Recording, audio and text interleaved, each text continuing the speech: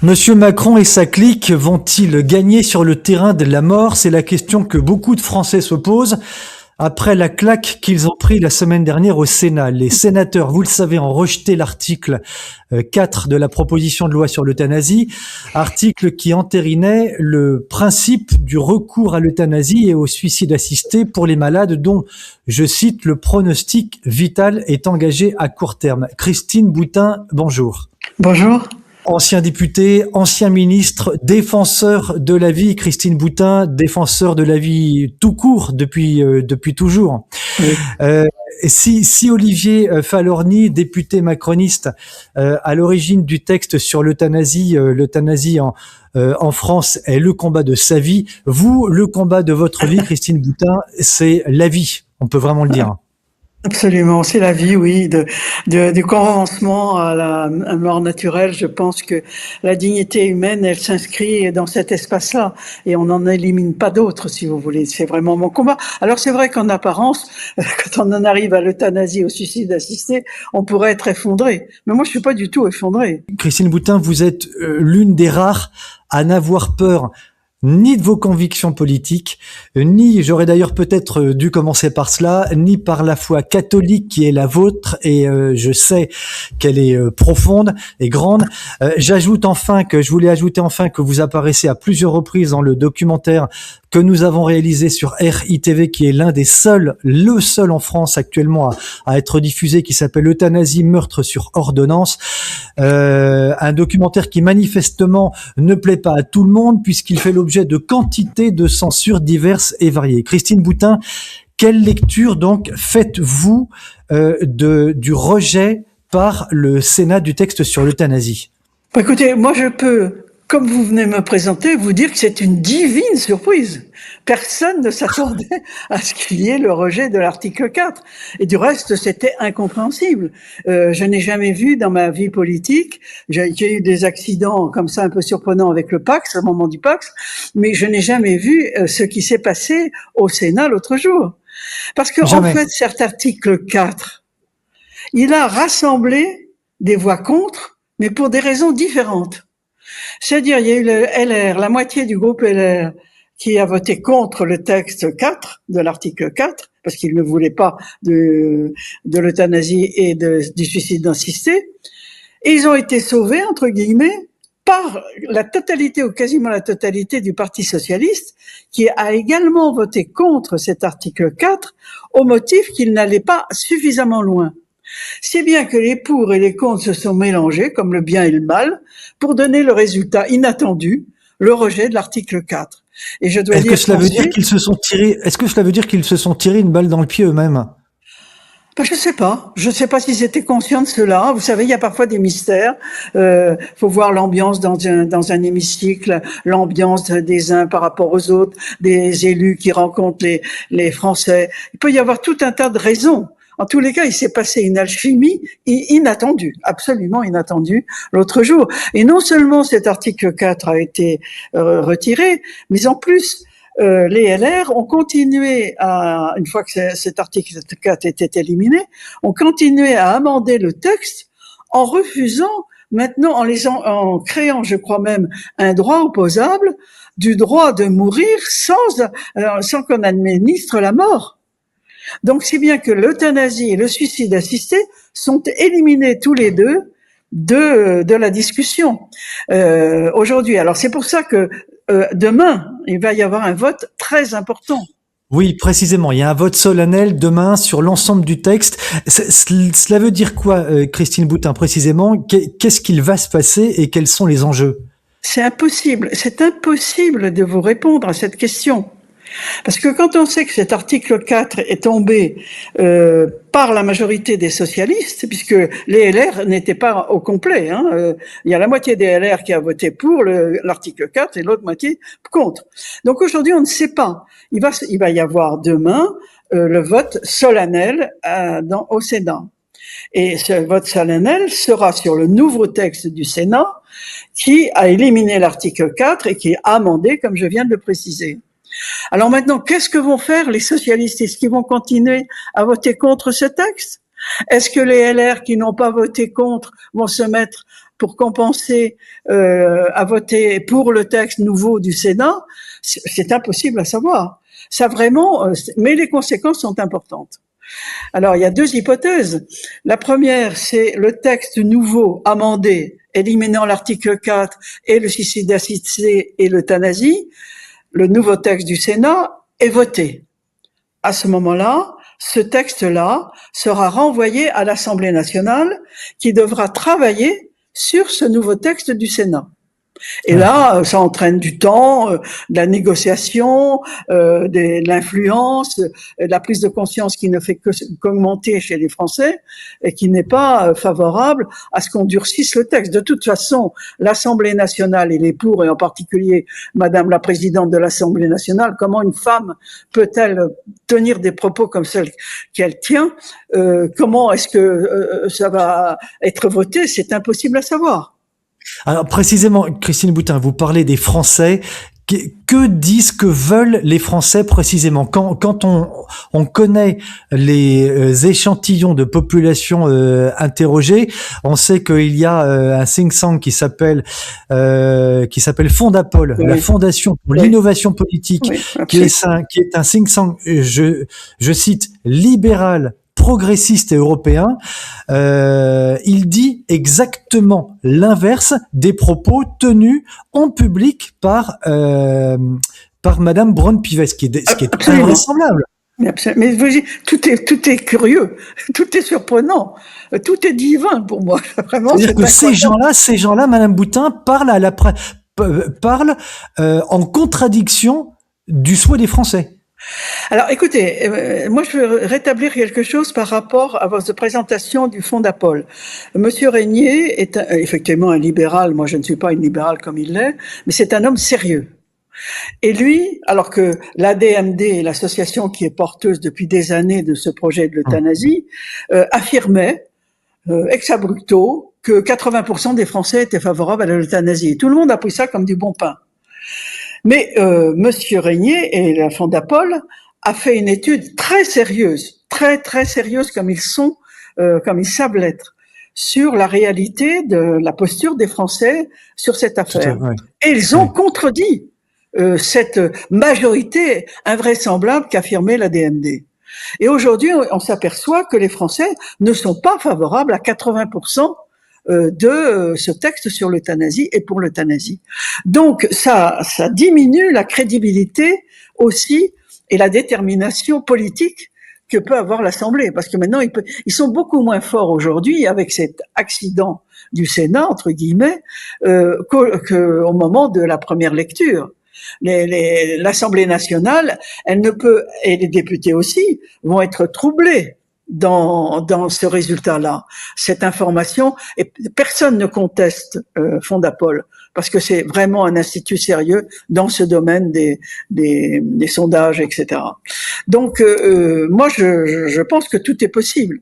Alors, je vous ai parlé de la première hypothèse, c'est-à-dire le texte était voté par le sénateur demain, leur nouveau texte est voté par le sénateur, donc il y a un nouveau texte, et l'Assemblée nationale est obligée de se saisir de ce texte pour retravailler.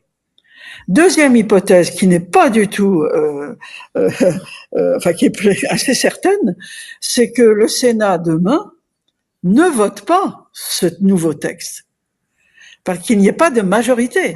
Quand vous pensez que c'est les socialistes qui ont voté contre parce qu'ils trouvaient que le texte n'était pas suffisamment loin, or les sénateurs ont continué à voter en amendant, en créant ce droit opposable à l'interdiction d'administrer la mort, je les vois difficilement voter ce texte, vous voyez. Alors comment ça va bouger? Aujourd'hui, je pense, peut-être que à l'intérieur on sent les choses, mais moi de l'extérieur, et raisonnablement, en faisant travailler ma raison, je dis que tout est possible. Et s'il n'y a pas de texte, si le texte n'est pas voté, le nouveau texte du Sénat n'est pas voté, à ce moment-là, il n'y a plus de texte du Sénat, et l'Assemblée repart, mais sur son texte initial. C'est ça, du 27 mai 2025. Absolument. Donc, vous voyez bien que là, c'est vraiment la très grande inconnue. Très grande inconnue. Moi, je souhaite que, mais il se passera ce qu'il doit se passer parce que la pensée humaine ne voit pas toujours tous les enjeux.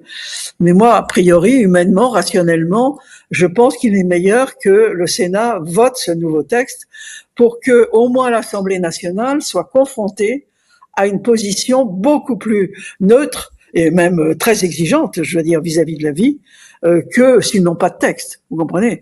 S'ils n'ont pas de texte, ils peuvent faire amender un petit peu leur texte initial du mois de mai dernier, et puis c'est tout. Là, s'il y a le texte voté par le Sénat, ils sont obligés de repartir et de discuter des raisons pour lesquelles ils veulent vraiment donner la mort. Voilà, c'est complètement différent. Donc, il faut voir. Moi, personnellement, vous l'avez dit, je suis chrétienne et chrétienne fervente. Je recommande à la prière et même d'accepter le résultat de cette prière. Mais nous, par exemple, dans ma paroisse, les prêtres proposent demain, de 9h à 17h, une journée d'adoration pour le vote des sénateurs. Et il y aura du monde, je sais qu'il y aura du monde.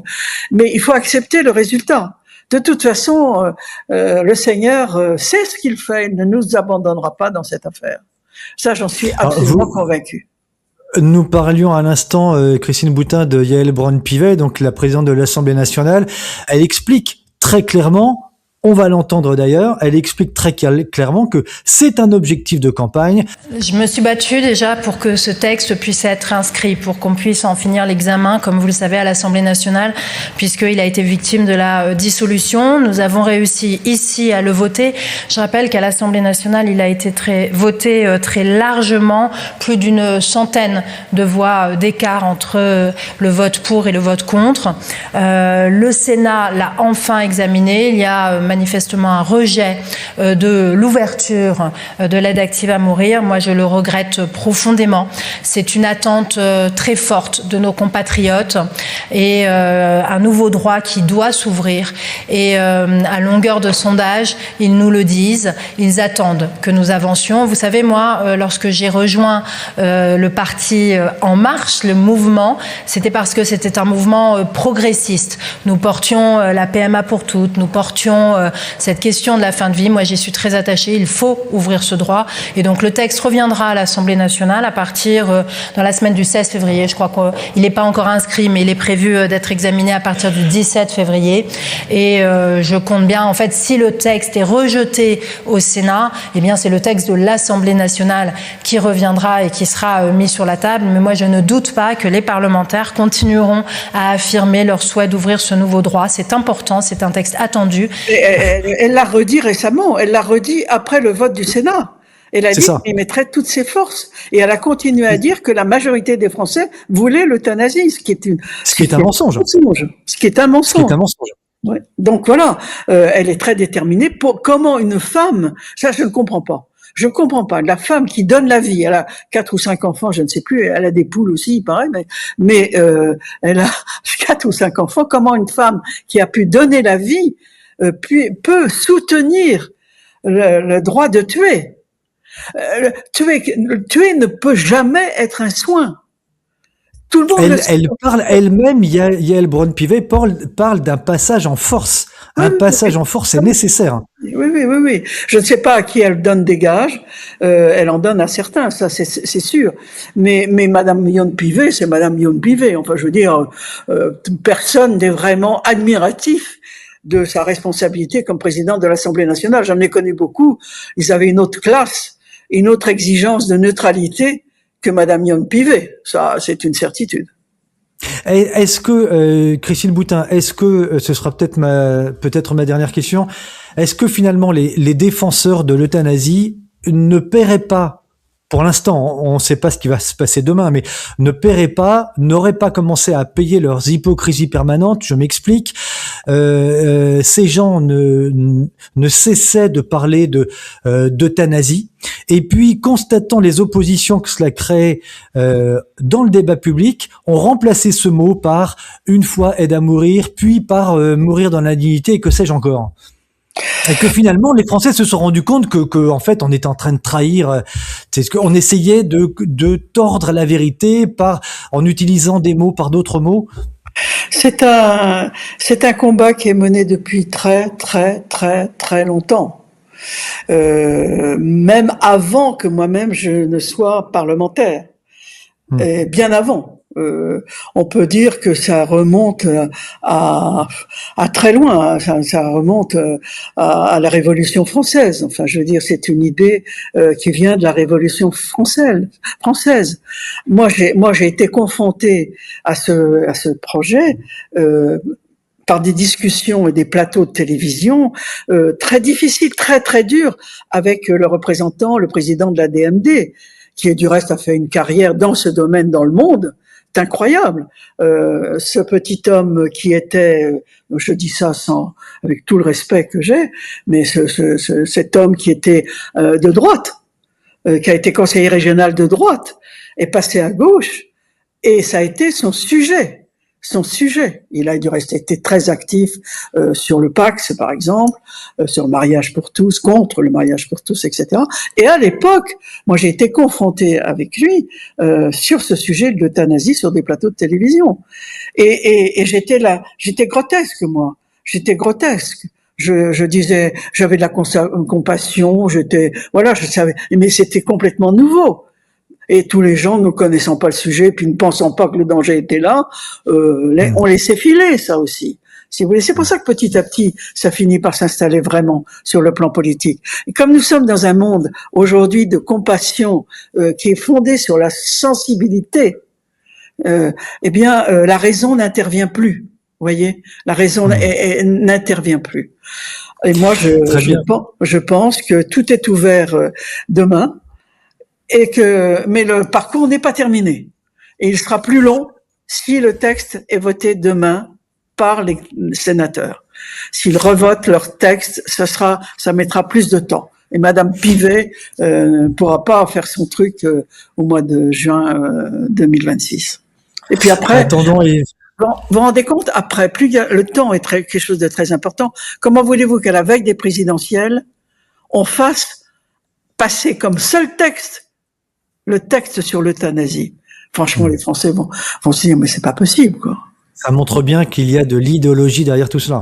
Ah bah bien sûr, c'est le combat de l'esprit contre le néant. C'est ça. Ce sera le mot de la fin. Merci beaucoup, Christine Boutin. Merci d'être à nouveau intervenue sur RITV. Merci beaucoup. Merci à vous de penser à moi. Merci, madame.